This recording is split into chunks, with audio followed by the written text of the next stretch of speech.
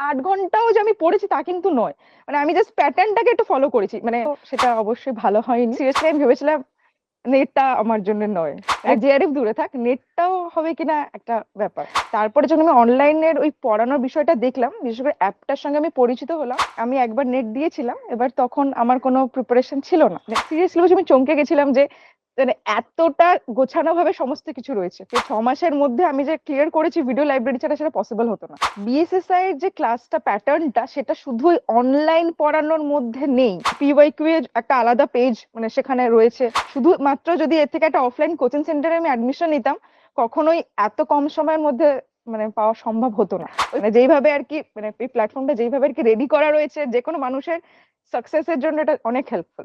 মানে নেটের যে প্যাটার্ন, সেখানে পড়ানোর সঙ্গে সঙ্গে সিস্টেমটা অনেক বেশি ইম্পর্টেন্ট। ম্যাম নিজে আমাকে একটা রুটিন করে দিয়েছিলেন আর কি।